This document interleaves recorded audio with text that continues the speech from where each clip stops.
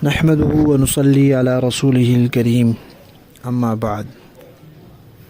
تعارف سورہ مؤمن۔ سورہ مؤمن قرآن پاک کی ترتیب میں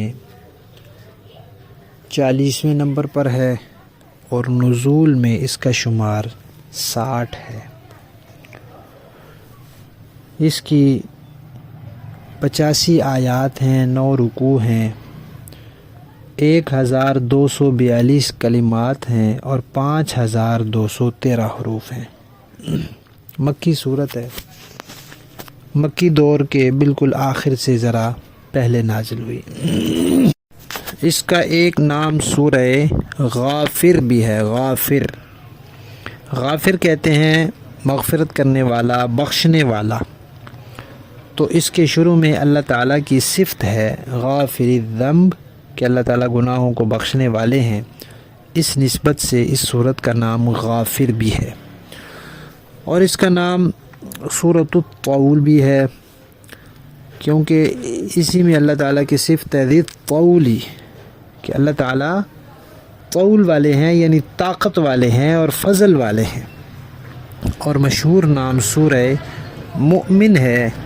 اس کے اندر فرعون کے ایک مومن رشتہ دار کا تذکرہ آیا ہے کہ اس نے پہلے تو اپنا ایمان پوشیدہ رکھا تھا، لیکن پھر فرعون کے سامنے اس نے ایمان کا اظہار کیا اور بڑی جرت کا مظاہرہ کیا۔ تو چونکہ ایمان والا تھا، مؤمن تھا، اس کا اس میں تذکرہ آیا ہے، اس لیے اس سورت کا نام سورہ مؤمن بھی ہے۔ اس سے پیچھے جو سورت گزری ہے سورہ زمر، سورہ زمر کے آخر میں ماننے والوں اور نہ ماننے والوں کے نتیجے کا تذکرہ تھا، کہ ماننے والے یعنی متقین اور نہ ماننے والے یعنی مجرمین۔ وسیق الذین اتقوا اور وسیق الذین کفروا۔ یہ جو صورت ہے اس کے شروع میں بھی اللہ تعالیٰ نے دونوں گروہوں کے نتائج کا تذکرہ کیا ہے، اور اسی طرح سورہ زمر کے آغاز میں قرآن پاک کی صداقت کا تذکرہ تھا، سچائی کا تذکرہ تھا۔ یہاں بھی قرآن پاک کی صداقت اور سچائی کا ذکر اس صورت کے آغاز میں ہے۔ اسی طرح اس سے پچھلی صورت سورہ زمر، اس کے آخر میں توحید کے لیے اللہ تعالیٰ نے عقلی دلائل کا تذکرہ کیا تھا، کہ عقل کی روشنی میں اللہ خالق کل شیء وغیرہ۔ اور یہاں اس صورت کے آخر میں بھی اللہ تعالیٰ نے عقلی دلائل کی روشنی میں توحید کا تذکرہ کیا ہے۔ یہ صورت حامیم کے لفظ سے شروع ہو رہی ہے۔ حامیم حروف مقطعات میں سے ہے۔ مقطع کا معنی ہوتا ہے کاٹا ہوا، تو یہ کاٹ کے الگ الگ پڑھے جاتے ہیں۔ مثلا اس کو ہم نہیں پڑھا جاتا، بلکہ ہا میم، ہا الگ پڑھا جاتا ہے، میم الگ پڑھا جاتا ہے۔ تو قرآن پاک میں یہ کئی جگہ آئے ہیں، اور ان کی مراد اللہ تعالیٰ جانتے ہیں، اور اللہ تعالیٰ نے ہو سکتا ہے نبی پاک صلی اللہ علیہ وسلم کو ان کے معنی بتائے ہوں، لیکن نبی پاک صلی اللہ علیہ وسلم نے امت کو نہیں بتائے۔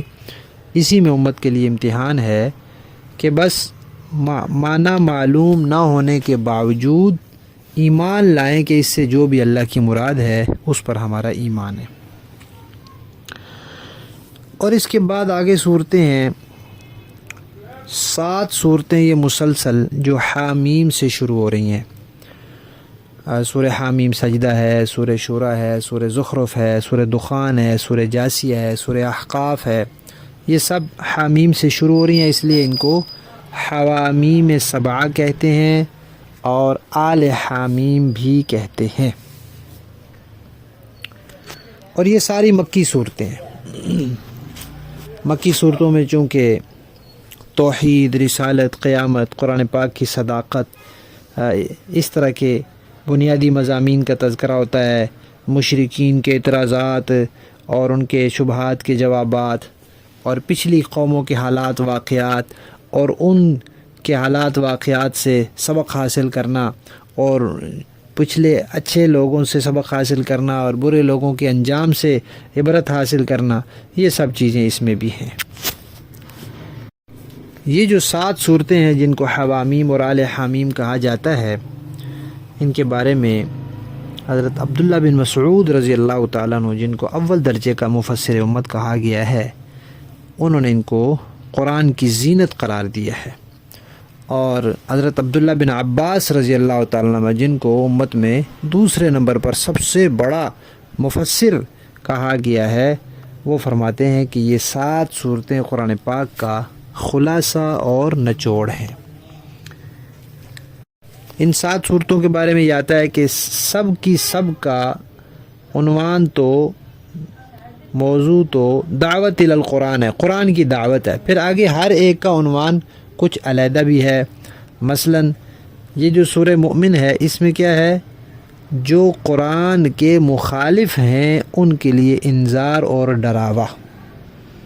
تو یہ بھی قرآن کی دعوت ہے کہ جو نہیں مانے گا اس کے لیے ڈر ہے، اس کے لیے وعید ہے، اس کے لیے دھمکی ہے۔